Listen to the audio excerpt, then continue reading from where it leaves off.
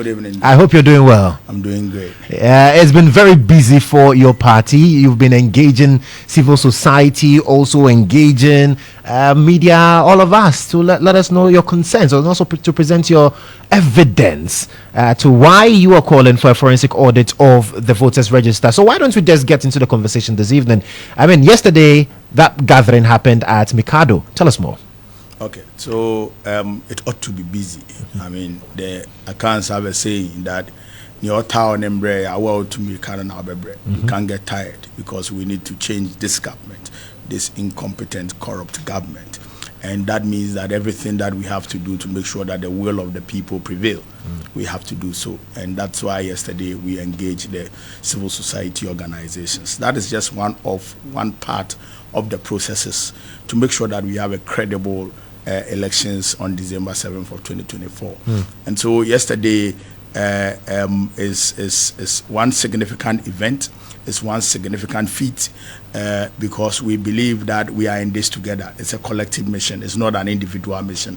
It's not the NDC's mission. It is all of us, our mission. But essentially we need to open up for every other Ghanaian to understand and see things from our perspective.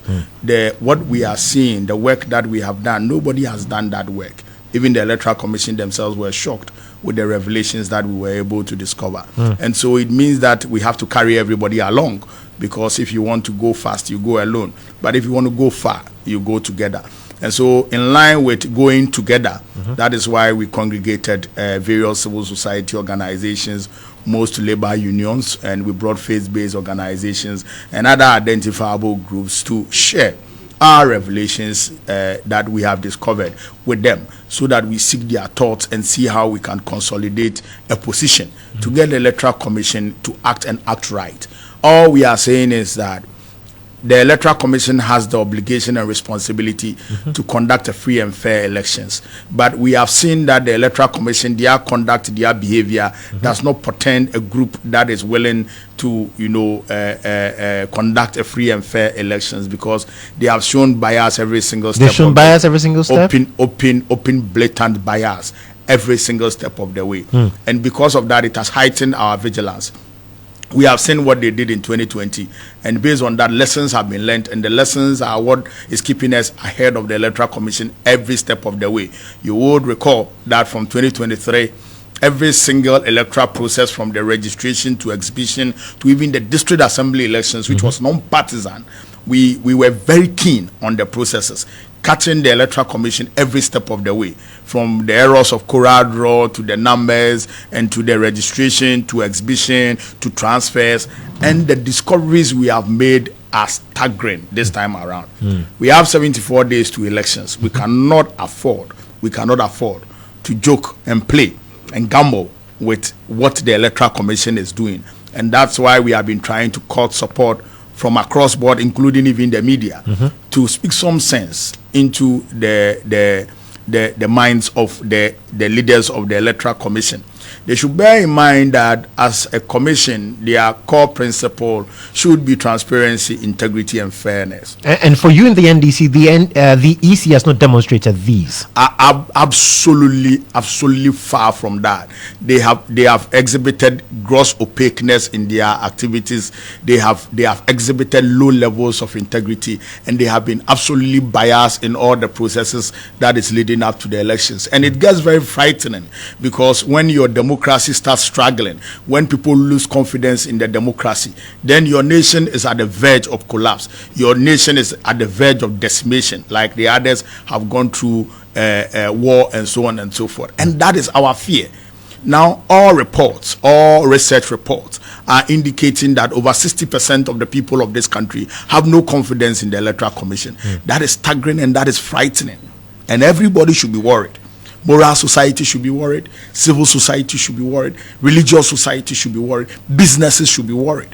Because you can't have an Electoral Commission that is supposed to be the anchor for democracy, which democracy is the only guarantee for change of government, for hope in the people.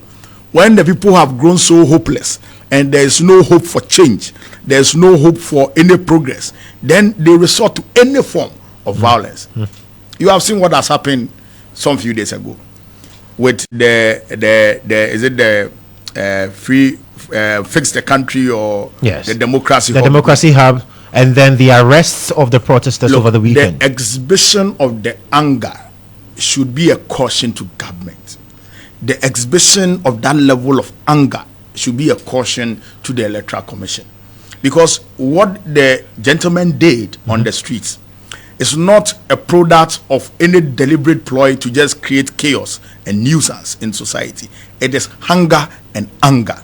And indeed, those who are very angry and are ready to do anything to restore dignity and integrity into the governance of this country are not really those politicians. They are not those in the political parties. They are neutrals who don't belong to political parties. And those gentlemen do not belong to any political party.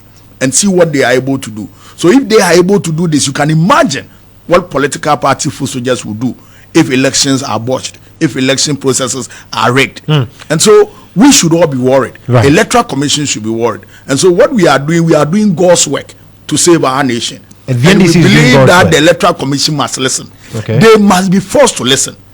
Bear in mind that the power that the Electoral Commission holds by law, by the Constitution, is the people's power that the people have subletted small to the government, the president, which president has appointed them and subletted small portion of the small power we have given the president to operate. And so they cannot be bigger than the country. They cannot be bigger than the people. Their views and objectives and expectations are not absolute. And so what is the case? We have an electoral system. This Electoral Commission came in 2020. They said that the systems were obsolete. And so they wanted to spend some 1 billion Ghana cedi to build a new system. We resisted a robust system that can stand the test of time. Because the register was only 4 years old. And we resisted. But they insisted that they had the best system. So we spent 1 billion of Ghana's taxpayers' money to put in a system. Which system got members, Ghanaians registered in 2020. Then only in 2023, we started having problems with the system. Then this same system, in 2024, just 4 years on, is not able to efficiently compile registered people, efficiently compile a composite register for an election. You should be worried. You should be worried. Now, our revelations, as revealed yesterday, is that there are some 243,000 people who they claim have been transferred, who actually do not exist, and we do not know where they are coming from. And we have requested the Electoral Commission to explain. Remember that we have engaged the Electoral Commission. We have given them the data. We have expressed the details and showed them everything. And we have requested that from the tools that we used to do the analysis, to do what you may call an audit, we think that there may be a deeper crisis ahead. There may be a deeper problem that our systems could not observe. Because if the Electoral Commission was not able to observe what we have observed, and that was the register they produced, then we are in trouble. Right. We are in big trouble. And so what we are saying is that Electoral Commission, we have given you the details of the problems that we have discovered. But because our system was not thorough, and it was not forensic enough, the information we have provided may just be the surface. So for you, there could be more in terms of the challenges that currently have plagued the register. Exactly. Right. So go in further and do a forensic audit to discover more of the errors and the irregularities so that we can fix them, because we have only 74 days to the elections. By law, CI 126, 127, the Electoral Commission is supposed to provide a completed register to political parties 90 days before the elections. We are 74 days to the elections. And we have not received the register. So do the forensic audit. Let's quickly correct those errors, which may be more.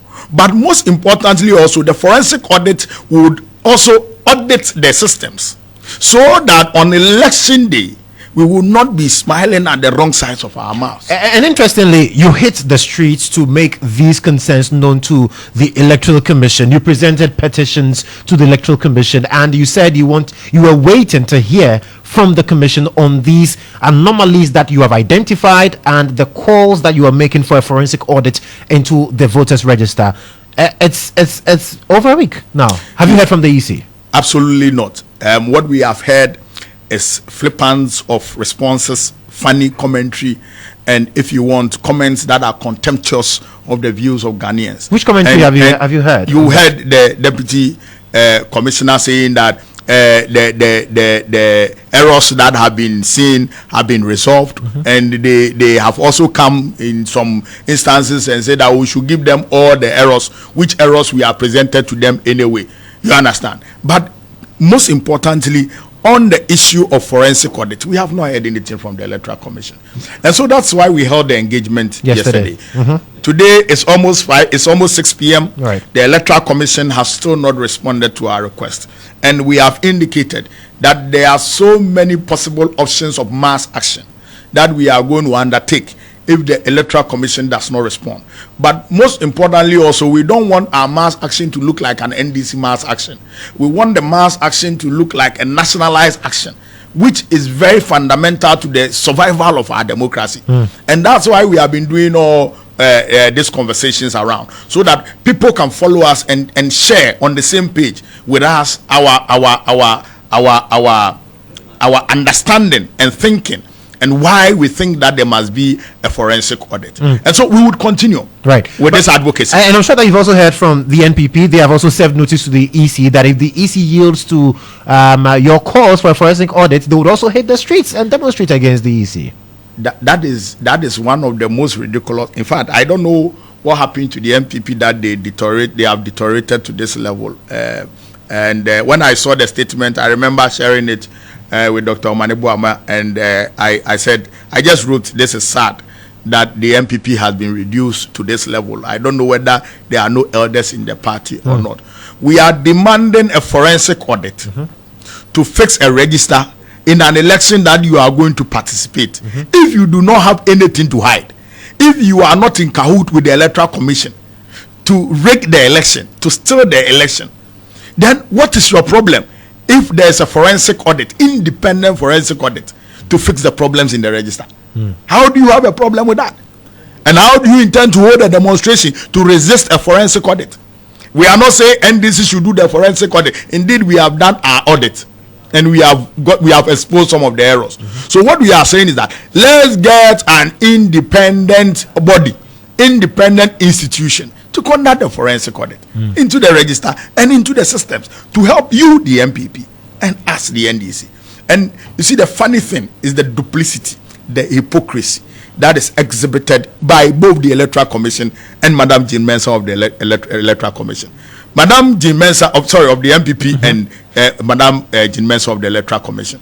Madam Jean Mensah of the Electoral Commission in 2015 was leading the IEA.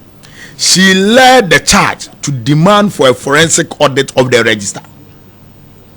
The NPP were in support for a forensic audit of the register. At the point, we felt that there was no need for a forensic audit of the register.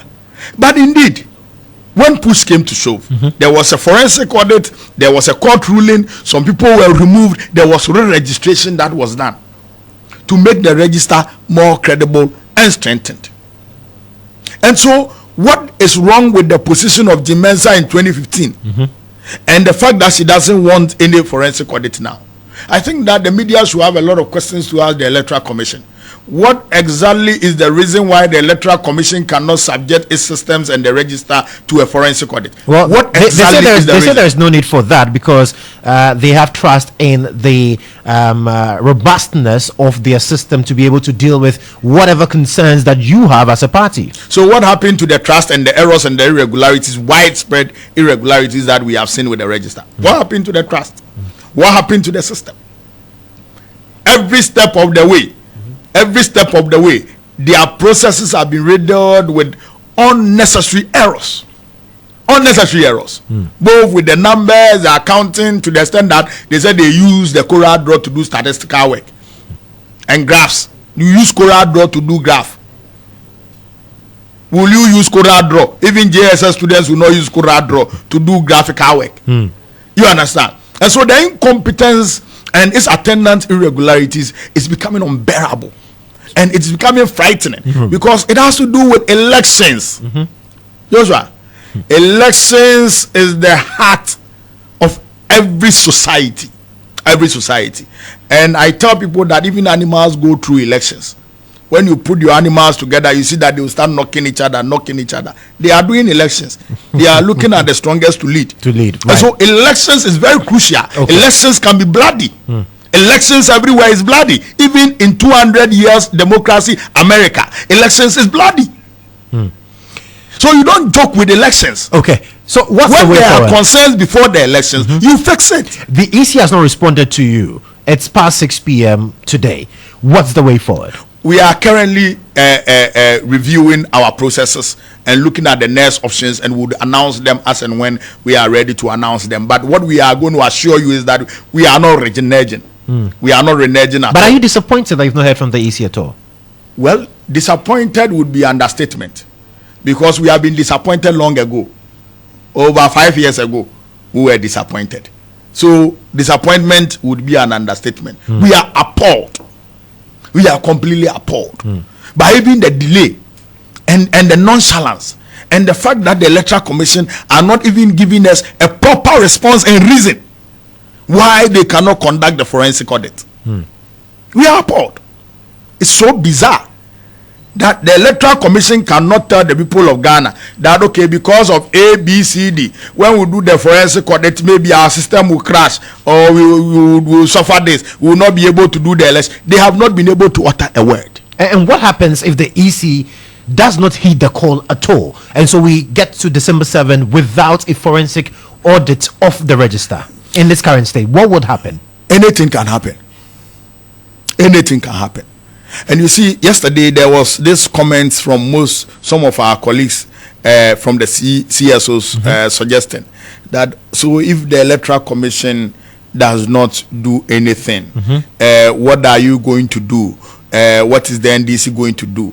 And I got very frightened. I cringed, because it's not about the NDC. This battle is never about the NDC.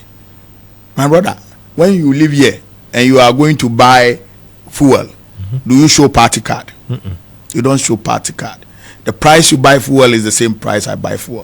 When you are going to buy Kenke at 5 cedis, they don't look at your face and say you are NPP, so you buy at 3 cedis, or you are a Star FM journalist, so you buy at 3 cedis. You buy at 5 cedis. I buy at 5 cedis. This is a collective struggle, and we can only deliver results through collectivity. It is in our collectivity lies our strength. So it is not only the NDC. Why? The Galamsey water, which is causing the demonstration by the Democracy Hub. Is it only affecting Democracy Hub? It is not only affecting Democracy Hub. Today, when you were coming, your tap was not flowing. It is Galamsey. I have